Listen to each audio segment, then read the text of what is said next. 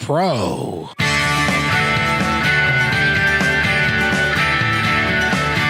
Welcome back to Positive Talk Radio. Our goal is simple: to explore evolving ideas one conversation at a time.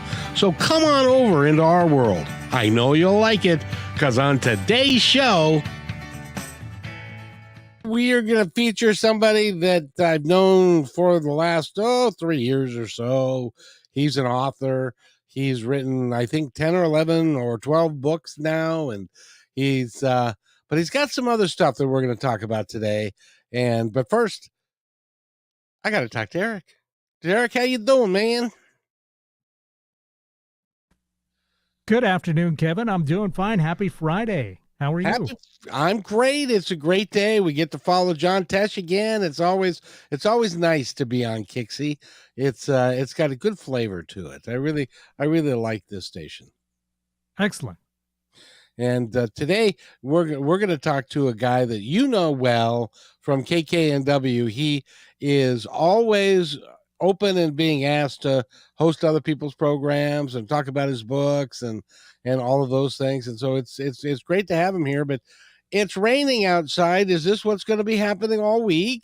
And yeah, it could be a little bit soggy this weekend, but we are mid-November, so we're right on schedule with that sort of thing. Yeah. Got to ask you an important question. Have you got your Christmas shopping done yet? No. I can't believe that it's no. Heck no. I can't believe that it's November already. I know. Time flies by so quickly. And the older you get, the more time flies, I do have to tell you. And so it's slower for you than it is for me. No doubt. And, tomorrow is Veterans Day, so we do want to wish all our veterans out there a very happy Veterans Day. Hopefully, folks are going to have a good day. Thank you for bringing that up. And I want to thank every veteran for their service to the country. And I'm glad. I'm really kind of sad that we only have the one day for them. It should be a whole month. It should be Veterans Month, I think. But then that's just me. So, but it's great to be here. And thank you, Eric. We're going to talk about a subject today that is near and dear. Well, first of all, I got to do this because one of the things that I was able to do was I got to do a voice of a audiobook for Matt Shea, and it's called Elmo.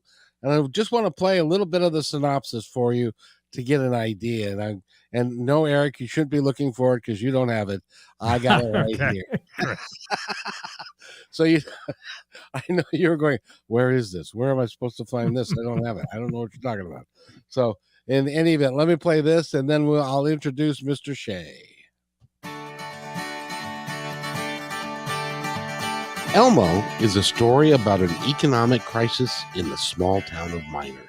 Fundraisers, food drives, and generous donations initially held the financial plague at bay. Eventually, the township was forced to bend with the rest of the nation, causing the dads to volley back with a clever remedy. They would brave the winter nights and secretly take shifts dressed as a hobo on the corner of Main Street and Elm. Hi, my name is Kevin McDonald, and Matt Shea, along with me, have created this audiobook that is so much more than just another story. It's about community, family, faith, and what can happen when everyone comes together for the common good of all. I enjoyed voicing this audiobook, but more so reading and feeling along with the people of Minor and the sheer determination of the characters involved. Matt Shea is a wonderful author in the great tradition of American literature, and a very down-to-earth fellow who values his faith, family, and friends above all. I hope you enjoy Elmo as much as I did. And with that, it is my ultimate pleasure to welcome Matt Shea to the program. Matt?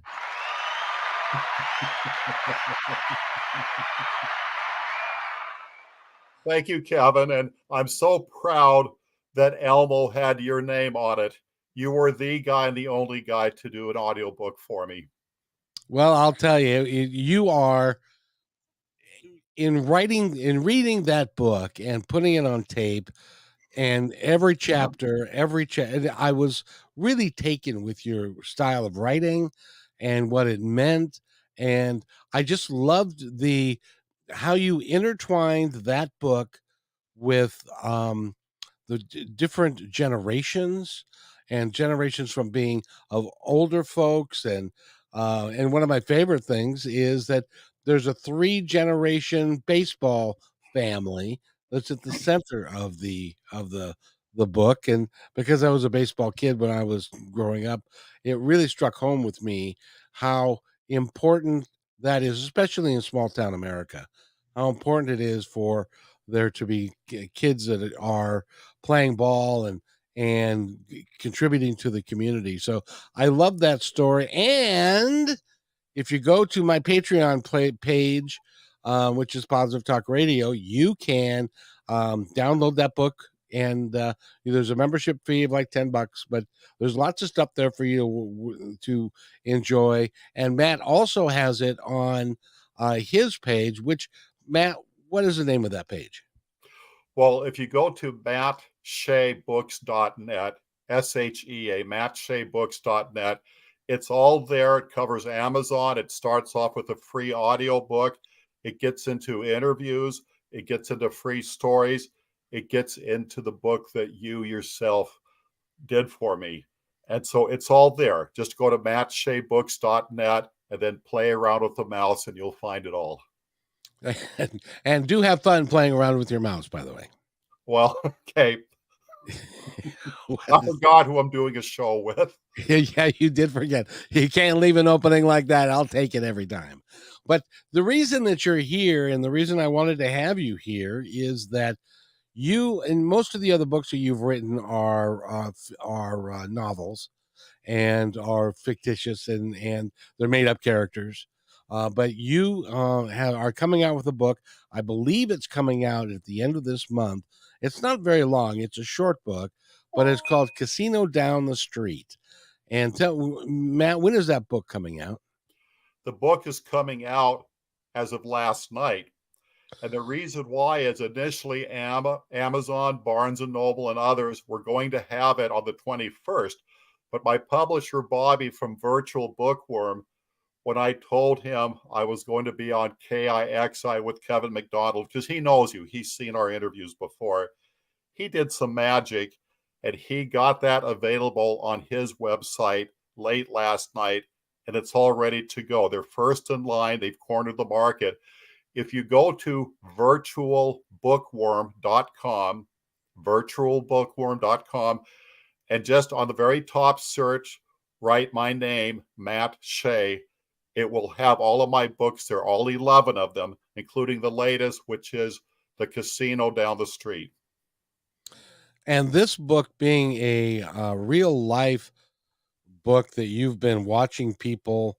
And see, when I first heard about you writing this book, my assumption was that you being a writer the way that you are, that you were watching people. I know you drove a van for one of the casinos. And so you would watch people and you would see their reactions and the good things and the bad things. And I kind of assumed that that was how this was going to go, but it didn't turn out that way at all, because this is a far more personal story than. And first of all, I'd like to thank you because this is going to help someone. I'd like to thank you for writing this and really putting yourself out there to do this. It came to play that I was a compulsive gambler in the making, to the point, as we mentioned before the show, so I will say it, I lost right around $7,000 playing those machines that would spit out a little bit of money once in a while, because I thought it would keep growing or that I could win back the loss, because initially you are being waltzed. It's cat and mouse, and you're being tantalized that way. So I actually went for therapy. I joined fellowship groups. I'm very strong, and I have yet another cause because I have a full understanding of the gambling. This all started when we were very young, and my dad was talking to someone about gambling, and he said, I wish you didn't win the first time out, because you're going to have a mindset that you will win every time out, and you were lucky. It's luck. It's not skill. Well, this person went on to build on it and lost everything. And Dad said, well, that's the lesson. You finally learned it.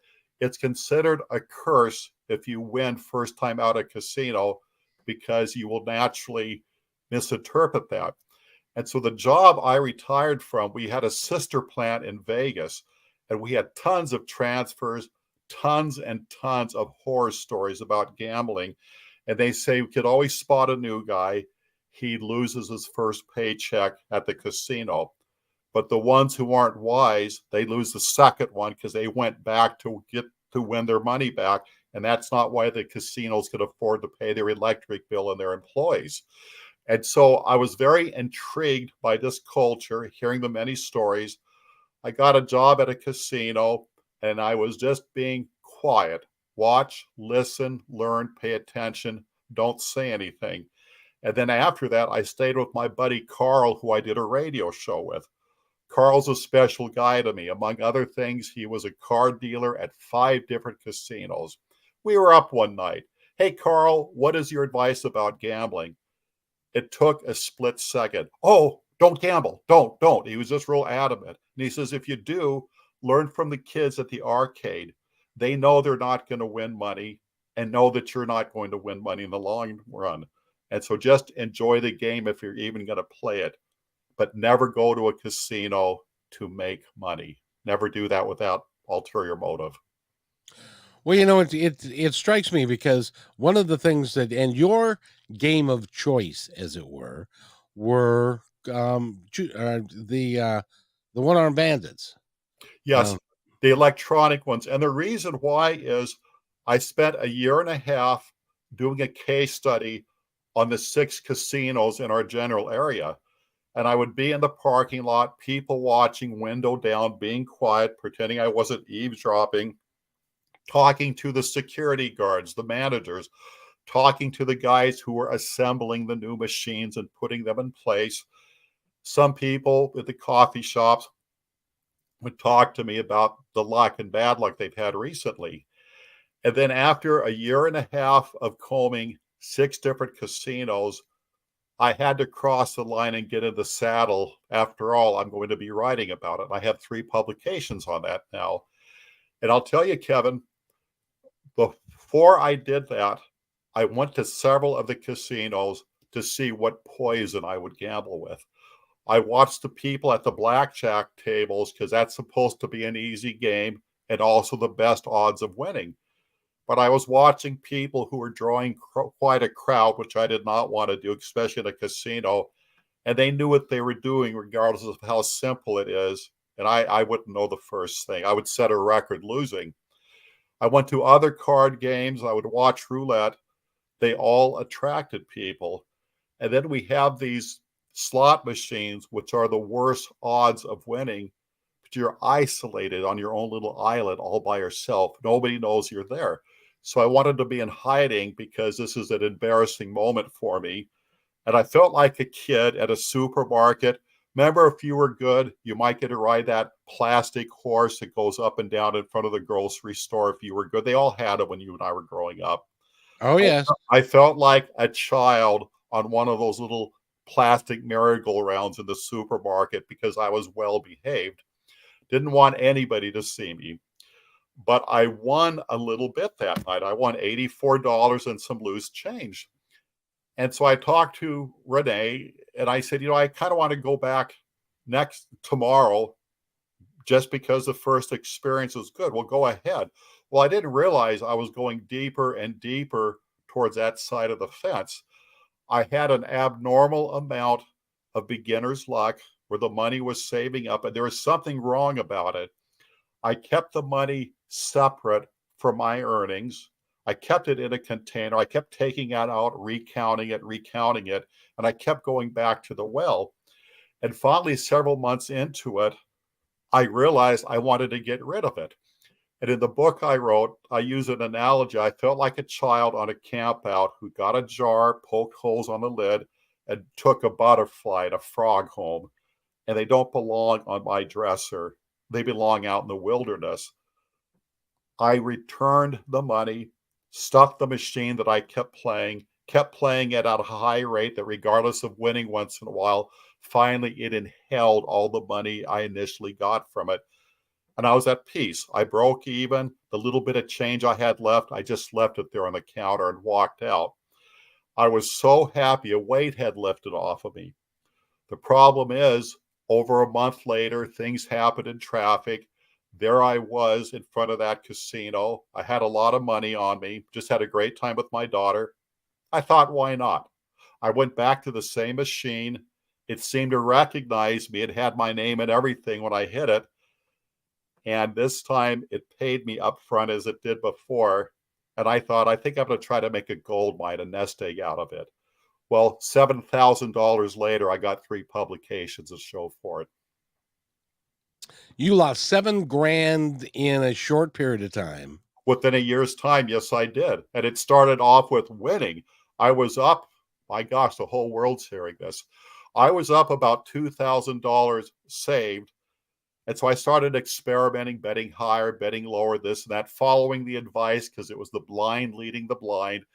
And I was just naive enough and new enough to think that it was skill. I was cracking a code.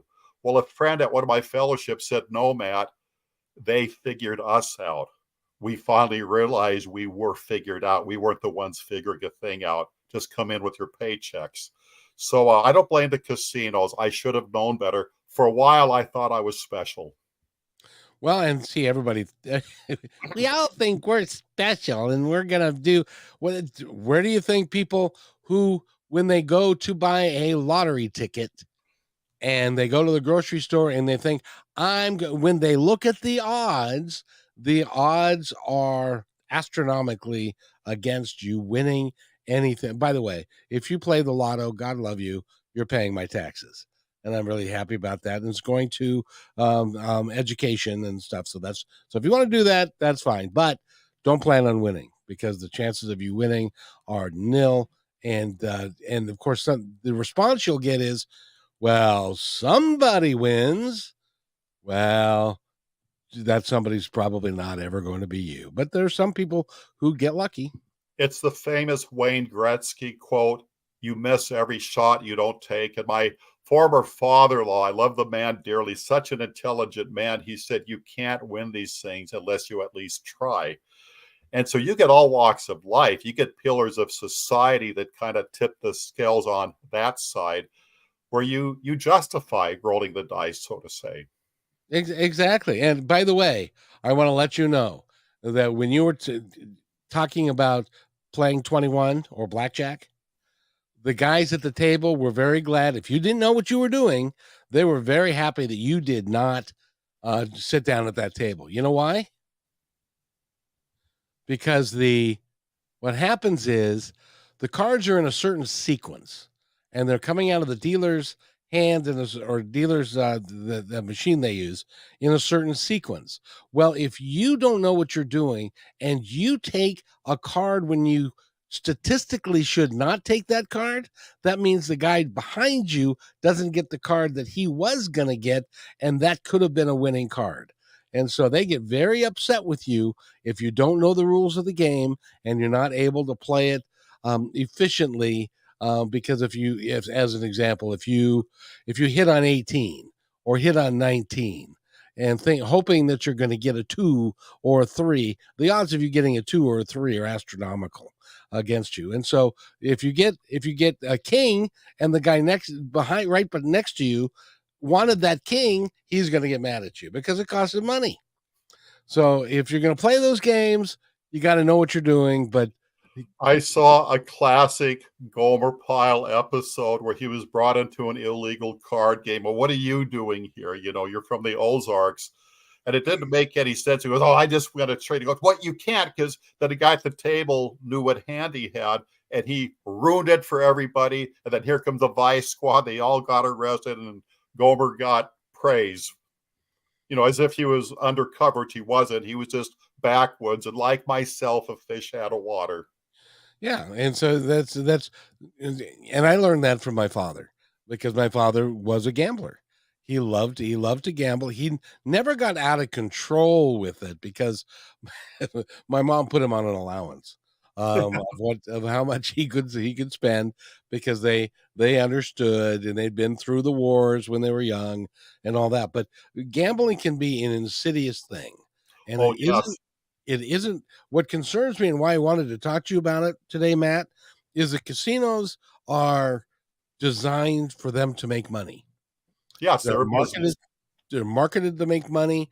It's like the slot machines that you used. You got a card, and so when you put the card into the slot machine, they knew who you were. They knew how much money you had lost or won, and they could set you up that way, so that they could keep you kind of close, and then they can drop you for the big one. Is that what you found?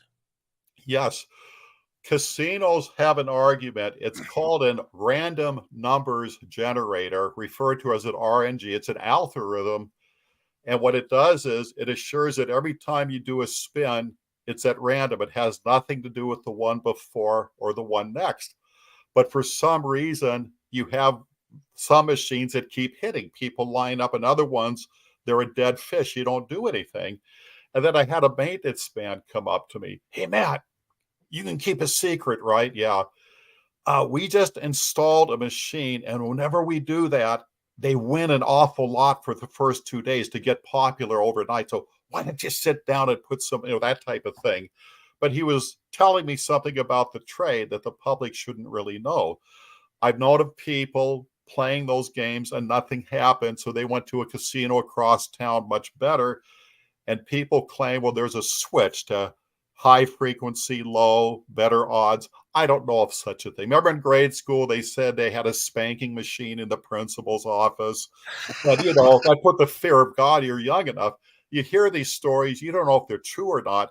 But according to my findings, and again, I spent roughly 3 years altogether doing my research for the 3 publications, a maximum of 13% per casino will leave that day with some profit margin. And it might be a few dollars, maybe you got a couple thousand, whatever, but 13%, well, the other 87%, you and I probably know them by name. Yeah, yeah. Well, and that's the other thing, is that you ended up going there like every day Well, for a period of time. yes, I was taking notes, I was rotating casinos, and then all of a sudden it's how does it go? You don't fix what works. When I had gone 8 times in a row, and now my little plastic container has several $100s in it, well, I'm going to keep going. Don't fix what works. And then when something went south on me, somebody said, well, why don't you put a little more in and bet higher than the next win? Well, I was cursed because it worked. But that person was just as much of an idiot as I was. We didn't have it figured out. It was just pulsating the way it does, whether it's at random or it's very sophisticated waltzing, you playing cat and mouse. But I don't know of anybody who has done spectacular playing slot machines. I was told many times there's no such thing as a quote unquote slot machine player. And in fact, seniors, there's a lot of Norman Rockwell humor about it. And I hope I get away with this. We're on KIXI. But people have said, well, a slot machine is crack cocaine for the senior. They keep coming back more and more. And the irony is they are doing something legal. They're not breaking the law. They're surrounded by security, a plush atmosphere, the music and everything. It'd be different if they're in a back alley past 1 a.m. Well, and the interesting thing is that they tailor it towards the older folks who have got more time, maybe on a fixed income, hoping to make a little bit of money. The food is cheap. They can go there and have a decent meal, and then they can play. And some people are very lonely. Yes, They don't have a group of people that they're around, and so this becomes like their family. The waitress that brings them the cocktails, or the other players that are there and stuff, and it becomes a social activity that can be very expensive. my first day of orientation, it was explained to us that we are there to take the money from our customers, and then we want them coming back. want them to think it was a great time and all better luck and keep doing it.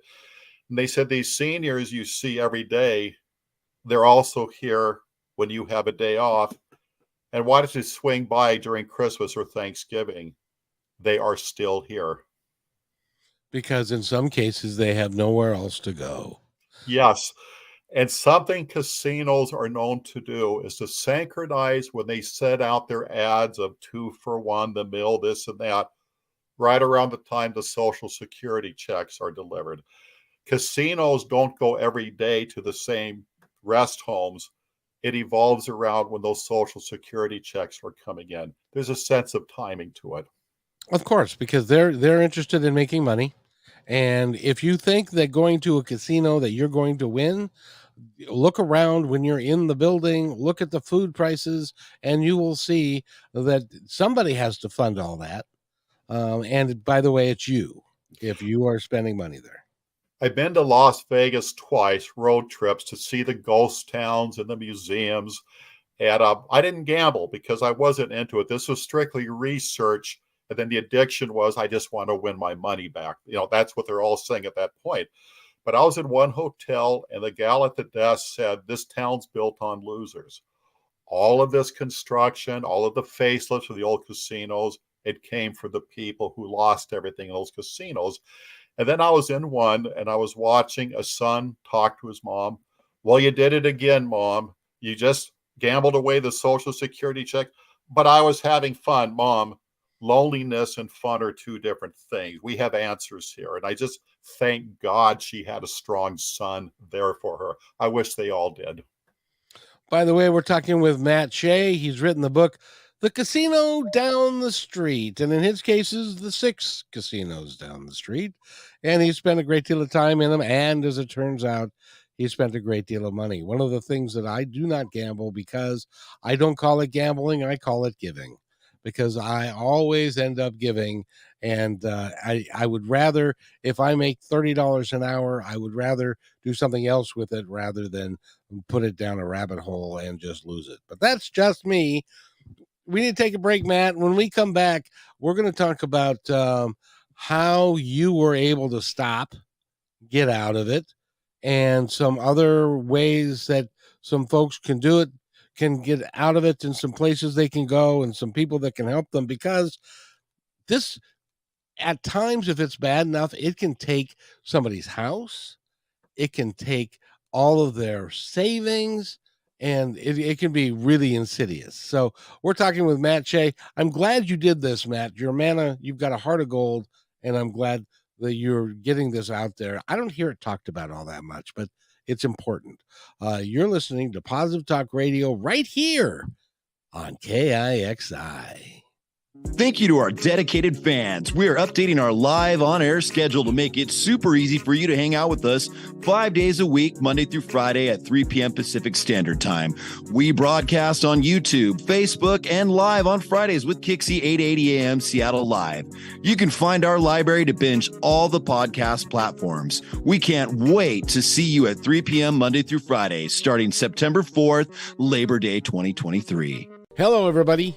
If I could have your attention, please, I have an important announcement to make just for you. As you may know, PTR is heard and seen on radio, KKNW, and now KIXI, several websites, podcasts, YouTube, Twitter, Facebook, and most social media. At PTR, we believe in working together to make the world a better place, and because you're listening, we know that you're dedicated to the same. So we'd like to support your efforts by offering an outstanding multimedia package for you at a deeply discounted rate. As our partner, you'll receive commercial creation, both video and audio, at least 10 commercial plays per week, a monthly show to highlight your business and passion, exclusive website positioning with links, video shorts for social media, commercial plays on all shows, podcasts, KKNW, and KIXI. Your commercial is embedded into each episode and as a podcast is sent to over 50 different platforms. All shows are performed live and sent to Facebook, YouTube, and Twitter, and stay there forever. Your podcast episodes are provided to you to use as you see fit. This one-time offer is only $250 a week, based on a 13-week commitment, and as our partner, we are vested in your success. and we'll do everything in our power to make it happen. However, there are limited spots available, so don't hesitate. Please email me at kevin@kmmedia.pro, and let's get the ball rolling.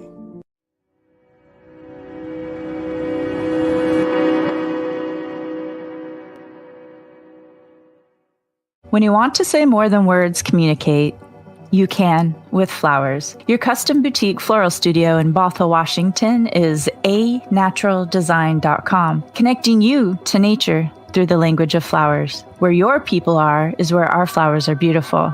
Your success is our goal. anaturaldesign.com at your fingertips today.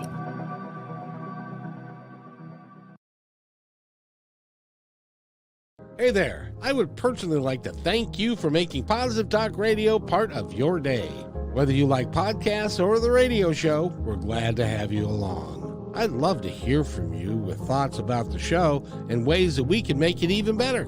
You are the reason we do these shows, because the more people we can touch, the better we can make the planet and our time here just magnificent. Please contact me, Kevin, at kmmedia.pro with any thoughts, comments, or suggestions, and thank you for being in my dream.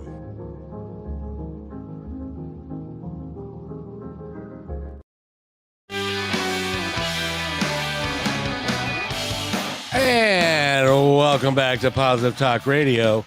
My name is Kevin McDonald, and we have a special guest today. His name is Matt Shea. He's an author of 11 books. I don't know, soon to be 35. He's a wonderful human being. He has done things like, I don't know how many of you have done this, but he lives in a 55 plus community. And there are days when he would take canned goods and distribute them to folks who were on a fixed income and did not have as much as he did. He's opened his home and let people who could no longer afford where they were living to live there with him, and he even let them have the big bedroom. He has done some remarkable things. When I was hurt and had to have surgery, he was right there to take me to and from the surgery and the subsequent doctor's appointment. He really is a man who's got a heart of gold. Go to his website, look at the stuff that he's done, and buy a book or two. Trust me, you'll be glad that you did. And Matt, what's your website again? It is mattsheabooks.net. And again, we have Kevin McDonald narrating arguably my favorite book. You did a beautiful job in that audio book on Elmo. But we have some other phone numbers here. I wanted to get right back to the National Council of Problem Gamblers. They have a 24-hour confidential helpline, 1-800-GAMBLER, and also 1-800-GAMBLER.org, because from there you're going to branch out to all sorts of help, friends, therapy, fellowships. I belong to a few fellowships, made some friends for life. And the most wonderful thing about it, Kevin, this all started off innocent. Casinos are legal. Playing those games are legal. And many people in casinos do not have a problem. But there were people like me where you just add a little bit of water and get that sunlight and you're going to have that type of growth. The casinos aren't necessarily a bad guy. They're a legitimate business. I loved working at one. But when gambling gets the better of you, such as alcohol and other things, you have choices to make, and you've got places to reach out. There is help waiting. One more time, 1-800-GAMBLER, 1-800-GAMBLER.org, and it'll just open up a whole new world of help for you. And if you forget those numbers but still want to seek help on a myriad of issues, there's another number that I'd like you to remember, and it's really simple. It's 988. If you're feeling down, if you're feeling depressed, if you feel like there is no tomorrow, call 988 and talk to a counselor there. If you are military, call 988 and dial 1, and that will take you to the military hotline.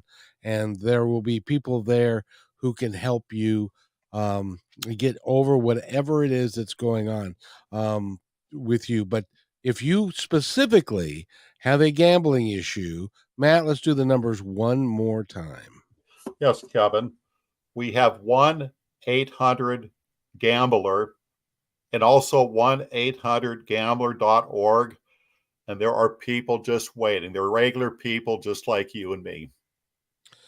And it strikes me, Matt, here I go talking a bunch of nice things about you, and you don't even mention that. You just kind of gloss over that like it's not a big deal. Well, young man, it is a big deal. And I just want to thank you for myself and the other people that you've helped.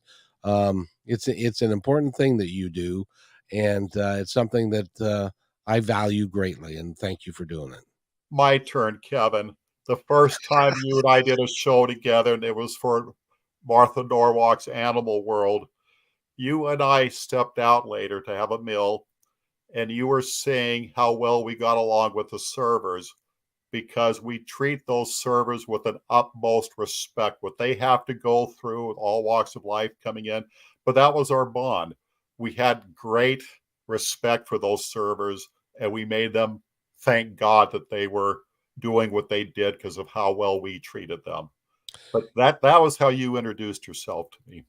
What's interesting about that is that I've gone to lunch with, and I told you this during the conversation that we were having, I've gone to lunch with lots of people, and many of them claim to be, for lack of a better word, a guru, somebody that knows what they're talking about, somebody that is a very spiritual minded and so forth. And then we'll go to lunch and they will be less than cordial to the server.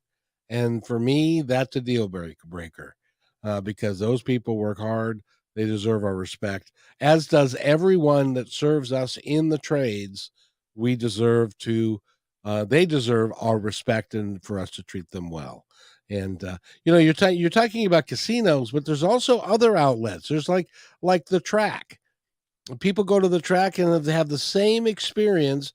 Oh, and there's something else I wanted to bring up, but the track is a big deal. I had a friend who used to say the way that he would measure to see if a horse was going to be successful. If they go around the track one time and they walk and they parade the horses. He says, if one of the horses takes a poop on the track, that's the one I'm gonna vote for because they're lighter and they feel better. That was his entire method of voting at the betting at the track. Did you ever do that?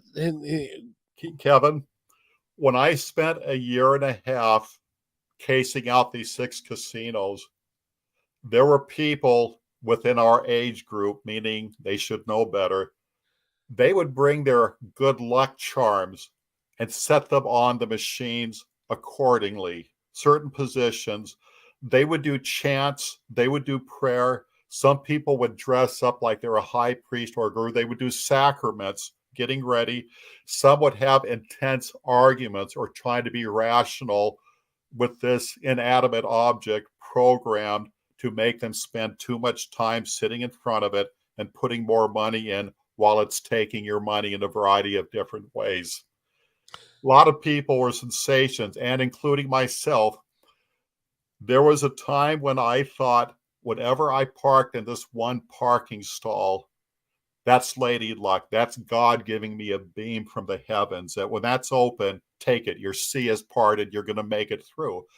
And so for a few times that parking stall did that. That's what made me think that way, to the point where there were times where the stall was taken.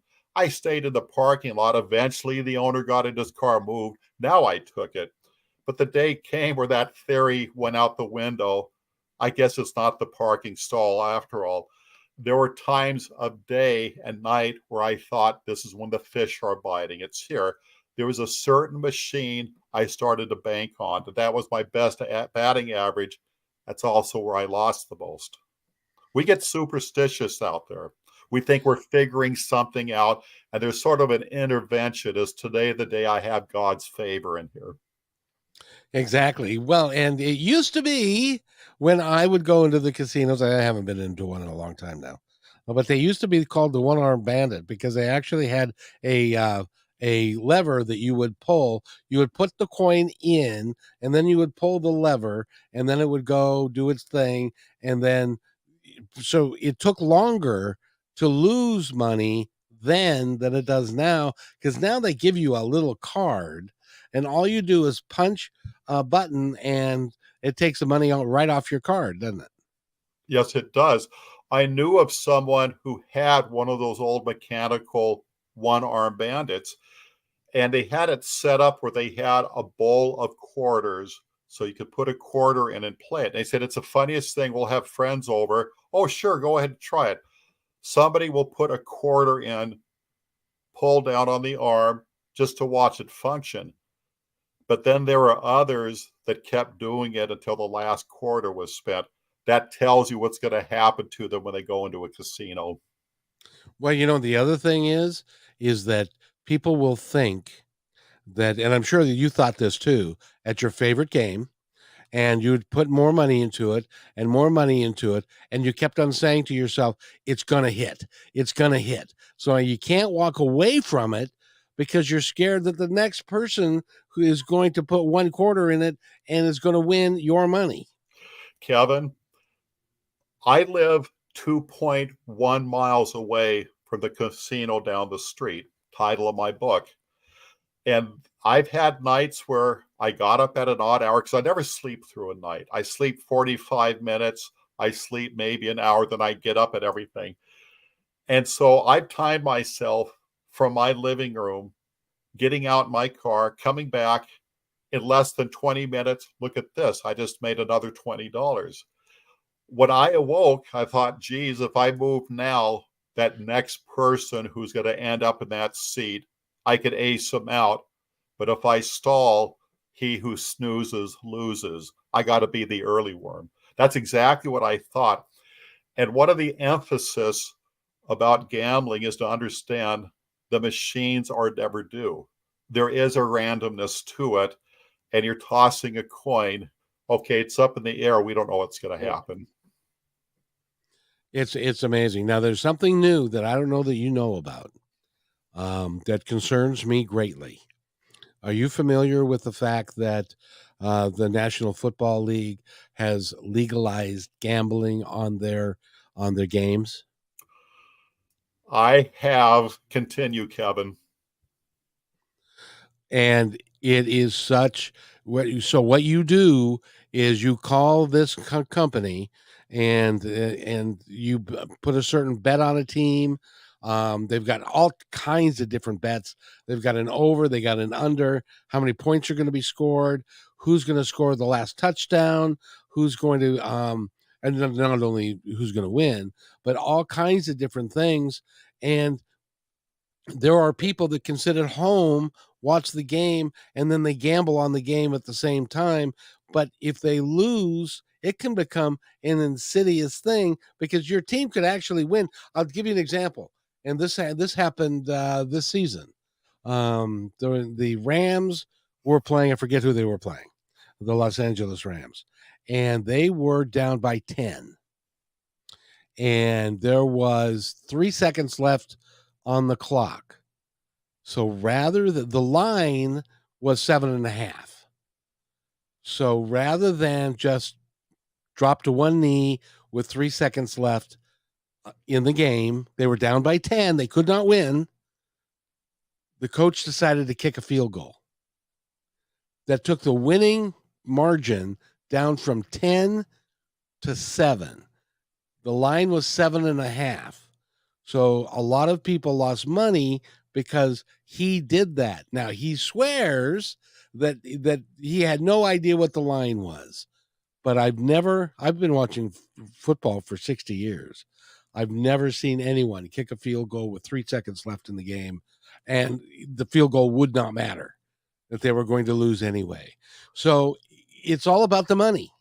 Yes, it's the liquor cabinet at home that's no longer locked, and mysteriously it keeps replenishing itself. Because once you get home, between your cell phone, the computer, and the television set, gambling is continuous. It's right there on your lap. It's in your bedroom. And you can do it, and you can end up losing a tremendous amount of money from the comfort of your living room, sitting in front of your TV or computer. Go I'm ahead. going to share something with you, and this is very depressing. It's scary, but I'm just going to say it. From my studying and the fellowships and the stuff I've read about and the people I visited with that were in the know, by leaps and bounds, gamblers hold the highest suicide rate. Las Vegas consistently is the highest suicide rate in the nation. And that is because people get into the throes of the game, if you will. And this is exactly what happened to you. You were up a couple of grand. You were playing with their money. And so it was easy. It was fun. It didn't cost you anything. You'd already won it. It was their money. Exactly. And then then I it just became wanted to win back what I lost, and we'll call it even. Thank you for the ride. But no, that's not why we build these places. But we like you here. Bring your friends in. exactly. So what you did is when you started losing and you were playing with your money, now it mattered. Now it meant more. And so when you were playing with your money, you wanted to get, rightfully so, you wanted to get your money back. Kevin, there are 4 stages: winning, losing, desperation, hopelessness. And when you get to a point where you're, as an example, and I can see how this can happen, your mortgage is now gone. How you are going to pay your rent or your mortgage is now in a slot machine or at one of the tables. And then you have to go home and to tell the people who live there, your wife or your kids, or that you don't have enough money to pay the mortgage. I can see that being a moment of desperation. Kevin, for many years, I would take the seniors to the casinos because they had the buffets, the senior discounts, and it was a different world. It was a carnival, the music, the lights, the people, and security, whatever you look. It's like the Petulia Clark downtown. It's always a place to go, and it's live. It lifts you up. But we were not there for gambling. It wasn't until I did it for research, experimenting on myself, so to say, that I got into this trouble, because I always knew it was there for that reason and only that reason. I knew of this couple that went to one specific casino because there was one particular machine, one of a kind in this casino, and they always did very well. Well, sure enough, the day came where it was off the premises. It was gone. And if a machine's doing too good, they'll make adjustments where you can't bet so low anymore. The betting is much higher now. So you can still play it, but put more into it to begin with. And then in Las Vegas, I heard this on the news within the last 3 months, that a lot of the slot machines are now paying less than half of what they initially did, because they want to sway people away from that into other games. Las Vegas has really taken a financial hit because fewer and fewer people are doing the big time roller like in the Wild West, playing the card games. They're being more conservative with these slot machines and stuff. But the high roller, they're going extinct. And they're trying to do something to stimulate that and get that type of revenue coming back. Oh, exactly. And they also do other things that are designed to get the high roller back. They'll give you a better hotel room. I I spent a week in Vegas one time. I was at a convention, and they actually ran out of rooms, so they gave us an upgrade because we were doing it was a chicken convention of all things, and so we were going to be there for the whole week. And I had a suite, and had a great king size bed, and with a mirror on the ceiling, looking down at the bed. And I got a new appreciation for what my wife had to look at in the morning when I got up. So, but that was that you get all kinds of perks that they give you if you spend so much money there and stuff. And they do that because they know that they will get every dollar back that they invest in a hotel room or cheap food in these casinos. Do you agree? Yes. My dad was the rare breed. He was above it all, and he knew gambling on a small scale, knew it enough to stay away from it. He never got in trouble. He'd be playing solitaire at night. That means he was not even an opponent. But something he and mom did for a while is they had this flight where if you had so much cash on you, they flew you to Vegas for free, put you in the rooms for free. You got free meals, you got free shows, you got everything free. And you also get these free chips, but you have to gamble them. And so, sure enough, it's giving the alcoholic his first drink. And now we got a wildfire out of control. And so, dad and mom would go to these places and they'd be meeting at a bar somewhere. And dad would find the loudest, most obnoxious, self absorbed people talking it up. They're going to gamble, it's all free. And dad would play dumb and ask them for advice, and they would tell him how to win money. Okay, when mom and dad were in Vegas, within 5 or 10 minutes, their free chips were gone and they're done. They're not gamblers. They went to see the shows. They walked the boardwalk. They went to museums. They had a wonderful time.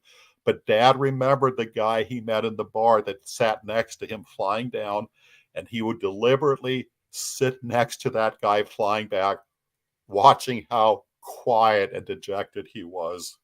Nature took its course. Oh yeah.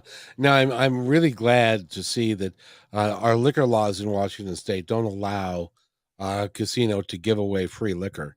But if you go down to Vegas, and as long as you're sitting at a table, they'll keep that glass full for you until yeah, a good friend of mine who was an alcoholic and was trying not to drink, and they kept putting alcohol in front of him. The last time I saw him was staggering off to the elevator to try and make it to his room because they overfed him. And they gave him way too much. I wanted one more thing before we go, Matt, that I want you to talk about, and that is that the casinos are the security at the casinos are very, very strong. They have cameras everywhere, and they look to make sure everything's on the up and up and nobody's trying to beat the system and stuff. Is that true? That is very true. And when I was in Vegas, they had the suicide table because the game Faro that existed like in the 1800s was too easy to cheat. So it got phased out and blackjack became a stronger game. But 3 owners of this board who lost their fortunes playing Faro committed suicide. They are on the up and up. And I worked at a casino, and I loved working in one. And there are people who go out to casinos just to have fun. They hit a good restaurant, and they might just a little bit of money gambling. It doesn't matter if they lose it. It's not a practice. It's a rarity. There's nothing wrong with that. No. And it's, you go there, the food is really reasonably priced. It is really good food. Go there for the restaurants, watch people, go to the shows, enjoy all of that. Stay away from the tables, stay away from the one-armed bandits, and they don't even call them that anymore, but the slot machines, unless you decide, okay, this is my $20 that I'm going to spend, and this is on, and then that's all you got.